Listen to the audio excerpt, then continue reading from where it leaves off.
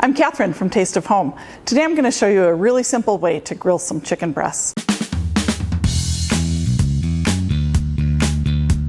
I like to grill chicken breasts on the weekend and then we use them all week, sometimes on a salad or on sandwiches or just by themselves with some nice side dishes. So I've got some boneless, skinless chicken breasts, and if your chicken breasts are uneven in size or if they're a little too thick, you could pound them out a little bit so that they cook more evenly, and it's just going to help tenderize them. So I'm going to start with two. I've got my cutting board covered with plastic, and then I'm going to put a little plastic wrap on top. I have a meat tenderizer here, and if you don't have one of these, you can use a rolling pin. Both work equally as well. So I'm just going to pound them so that the thickness is even, and that's going to help them grill evenly and cook evenly so that they're all done at the same time.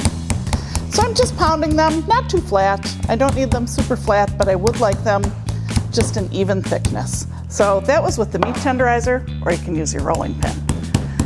And you get the same effect, again, just pounding them so that they're an even thickness. Okay, so then I'm going to just remove the plastic wrap. I'm going to put these in a pan and then do my other chicken breasts, just the same way. I'm going to make a simple marinade. Today I'm using some balsamic vinegar. That'll add a little sweetness in addition to the acid. And then a little olive oil. I like to use extra virgin olive oil to add a little flavor. I have some lemon juice. I like fresh squeezed. And a little lemon pepper. And I'm just going to give it a little whisk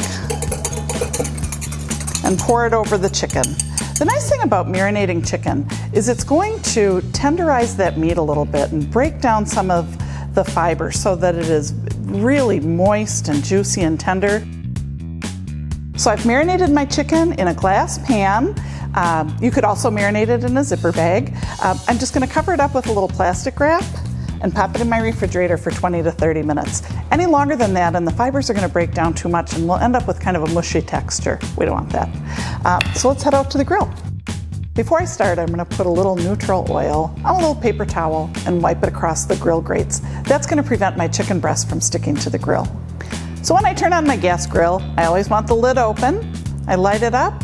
After the grill is lit, I close the cover and let it warm up inside. So I let it warm up to about 350 degrees. When it's warmed up for a couple minutes, if I can hold my hand a few inches above the grate for about 5 seconds, I know the temperature's right. Then I put my chicken breasts on the grill. I like to get a little sear on the outside of the chicken before I close the lid. Then I'm going to close the lid for about 5 to 7 minutes. I want to see some nice grill marks on the other side. If you flip it too soon, that meat is going to stick to the grill. After about 5 minutes, let's flip it over. Again, we're going to let it sear for another minute or so to get some nice grill marks on it.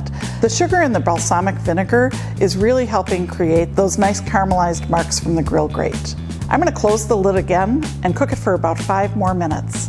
When my temperature reaches 165 degrees, I know my chicken's done. Now I'm going to take it off the grill and put it into a clean pan. I'm not going to put it back into the marinade where the raw chicken was. Put it in a nice clean pan.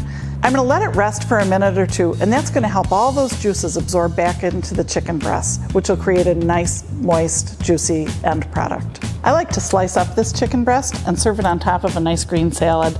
That's my favorite work lunch. I make it on a Sunday, and then I eat it during the week. A little different than your everyday salad. Lunch is served.